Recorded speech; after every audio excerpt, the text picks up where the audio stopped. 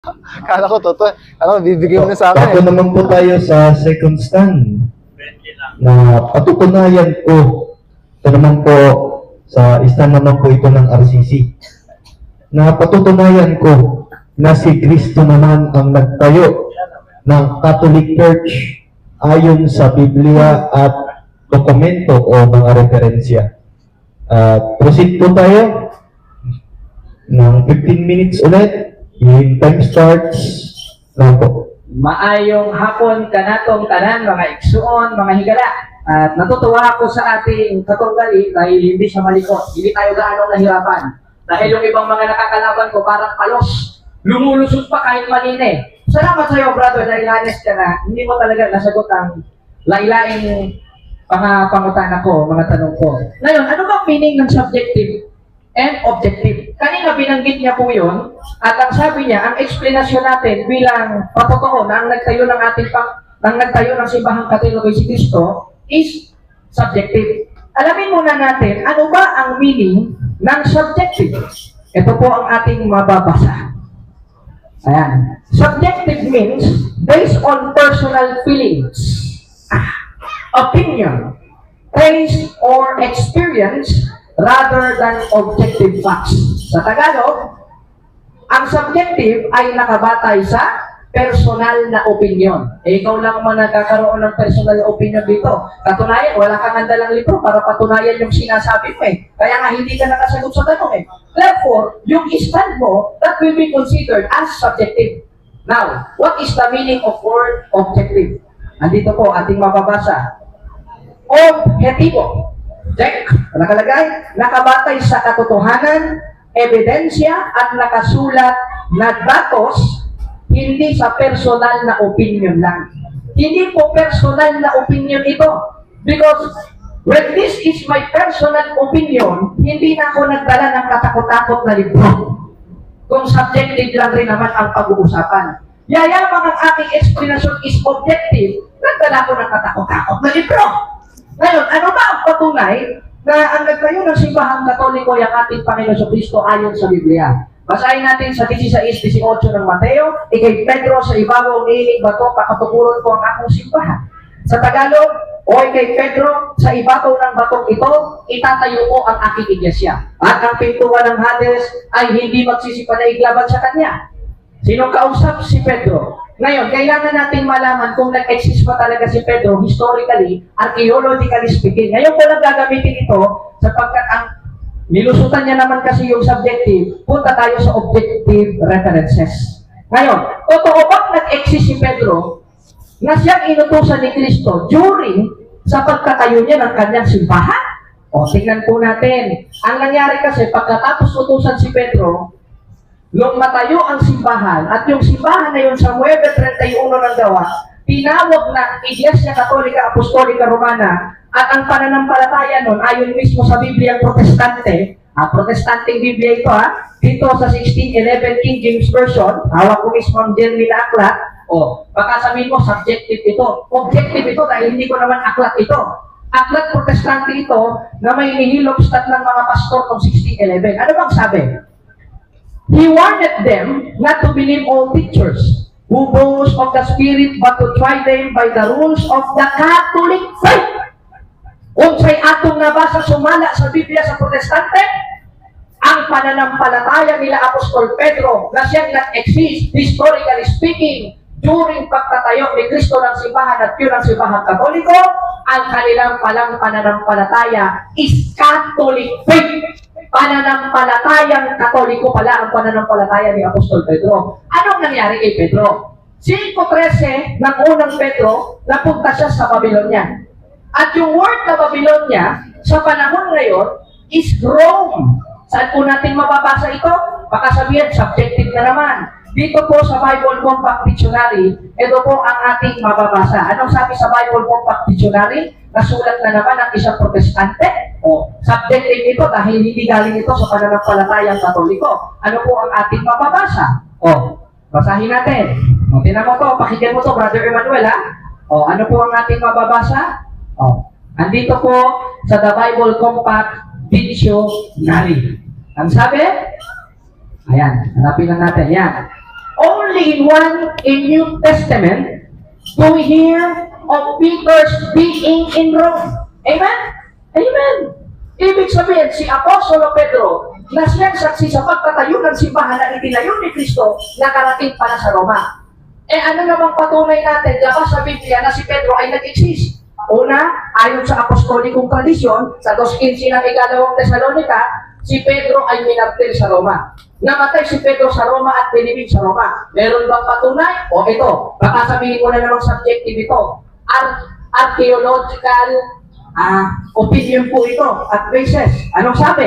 Dito po sa, ito, basahin natin sa Wikipedia ito hindi basta-basta ito. Meron pong mga source ito. Ang sabi, 60 to 70-year-old men, Margherita Guarducci argued that these were remains of St. Peter and they had been moved in a niche. Nilipat pala ng nicho yung buto ni San Pedro na ayon mismo sa mga archaeologists. Patunay na si Pedro ay nag-exist, archaeologically and historically speaking, na siyang inutusan ni Kristo makapunta sa Roma na nag-umpisa sa Jerusalem at yun ang simbahang Katoliko. Matibay na batayan na ang nagtayo nito ay ang ating Panginoong Jesucristo. O tutulan mo ngayon yan ang itanong mo sa akin. Baka na naman bumokya ka. O saan natin mababasa? Ang sabi nga sa 8.8 na mo, read the book of history and see. Anong mababasa natin sa kasaysayan? O basa tayo ng kasaysayan. Dito sa The New Book of Knowledge Encyclopedia, Volume 16, page 287. The history of the Roman Catholic Church is begun in Upper Rome and Jerusalem almost 2,000 years ago. Anong sasabihin ko na lumitaw lang ang simbahang Katoliko pagkamatay ni Kristo? Yung word na 2,000 years ago, historically speaking, referred yon in a first century. Amen? At yung first century, historically speaking, konsiderado yon as 33 AD. Ibig sabihin, itinayo ni Kristo kanyang iglesia 33 AD. Saan? Sa Jerusalem. Sa pamamagitan ni Pedro. Si Pedro nakarating sa Roma, namatay sa Roma. Meron tayong mga artifacts, patunay na yun ay totoo, na nag-exist si Kristo, na nagtayo ng simbahan, at ang simbahan na yun, anong sabi? And the church described to be the society that Jesus Christ found. Sa Tagalog, at ang simbahan na ito ay diniskriba na itinayo ng ating Panginoong Jesucristo. Anong simbahan? Balik tayo sa Biblia. Ang sabi, yun ang Iglesia Katolika Apostolika Romana o Simbahang Katoliko. Na ayon mismo sa eksplanasyon ng mga Protestante, dito sa 1611, ay merong pananampalataya na tinatawag na Catholic faith. Kaya nga ang simbahan na nanatili dahil puro ang pananampalataya niyan na nag-umpisa kay Kristo, sumunod kay Pedro, at nagkaroon ng apostolic succession, at sa ngayon ay meron ng 267 popes. Ang daming popes nito. Nag-umpisa kay Pedro, sunod kay Linus, etc. Sa panahon natin, si Saint Benedict, si Pope Francis, at sa kasalukuyan ay si Pope Leo XIV. Hindi naman napuputol kasi ang ugnayan niyan na nag-umpisa kay Pedro, ngayon ay na kay Papa Leo. Patunay na yung church na itinayo ni Kristo ng first century na Roman Catholic Church ay galing po talaga sa ating Panginoong Kristo. Bakit? Dahil sa 16-18 ng Mateo, ito'y hindi pananaigan ng Hades. Ito'y hindi pananaigan ng impyerno. Sapagkat sabi sa 3:11 ng Efeso, ito ay nasa panukalang walang hanggan. Kaya ang tungkulin mo ngayon, when I am under cross-examination, ayon mismo sa the art of argumentation and debate, is to question me, or questioning me with my own references. Kaya nga tinanong kita, ayon mismo sa sinabi mo doon sa subjective and objective, ikaw naman pala, hindi mo alam yung ibig sabihin nun. Ngayon, consider ba itong latag natin as objective? Yes, check. Bakit? Dahil hindi po natin explanation ito, kundi explanation ng ibang tao, not my own opinion, but the opinion of other people believing in God and that our Lord Jesus Christ. Amen? Amen? O, katunayan, pinatunayan rin ito ng Iglesia ni Cristo ni Manalo. Ano bang sabi ng Iglesia ni Cristo ni Manalo? Objective na naman ito. Sa pasugod, July-August 1988, ang sabi, even the circular history shows a direct time link between the Catholic Church and the Apostles, leading to a conclusion that the true Church of Christ is the Catholic Church. Ang tinuod nga Iglesia ni Cristo ay nahimong Iglesia Katolika Apostolika Romana na nag-exist noong 1st century na ayon mismo sa Young Student Learning Encyclopedia sa page 2684. For the 4,000 years after the death of Jesus Christ, all Christians were members of one religion, Christianity. There were no separation sects or branches of Christianity as there is today. The word Catholic means universal, and for those 1,000 years, all Christians were members of the Catholic Church. Kasaysayan na mismo ang nagpamatuod mo kini na ang pagkamatuod sa simbahang Katoliko wala rason gitukod sa atong Ginoong Jesucristo. O ang pagkakatayo at pagkatatag ng simbahang Katoliko wala nang ibang rason, 100% diligikan sa akong huna-huna, diligikan sa akong isip, kundi gikan sa kasaysayan, o gikan sa Biblia, na isalin sa mga Protestante. Kaya Brother Emmanuel, kailangan mo pong gibain ito.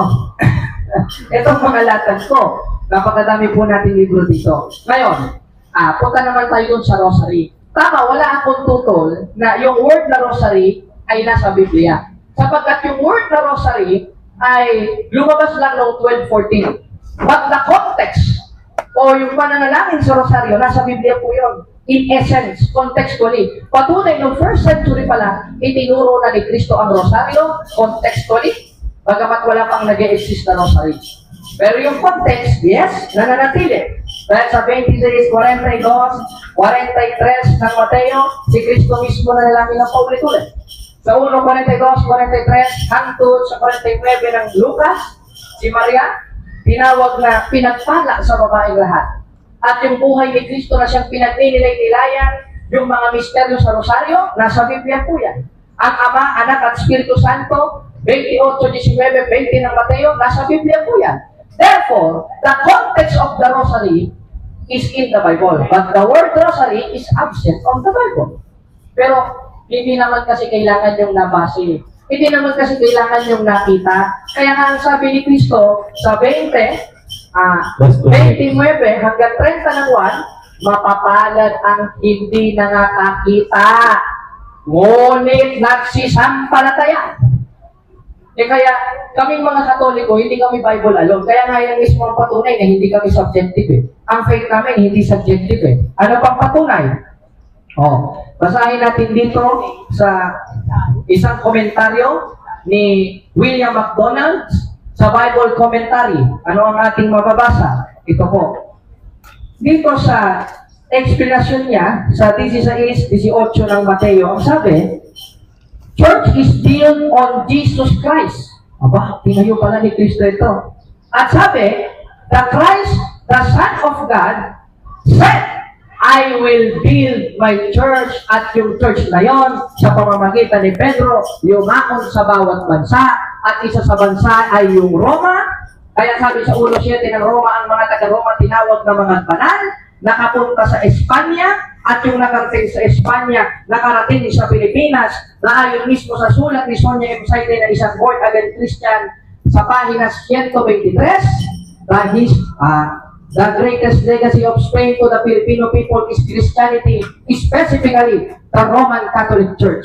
Strangely, this religion was Asian origin, being founded by Jesus Christ in Palestine. Kaya maliwanag na ang nagtayo ng simbahang Katoliko, walang iba, kundi ang ating Panginoong Jesucristo. Sana mag-iba na itong presentasyon ko na hindi ko mismo paliwanag, kundi paliwanag ng ibang tao. Kaya moderator, i-wave ko ang ating time. Salamat sa Diyos. Okay, rinig na po. At ako naman po tayo sa pangalawang tanungan, yung cross-examination. 10 minutes po ulit. Ready na po ba? Oh. Yung time starts Opo.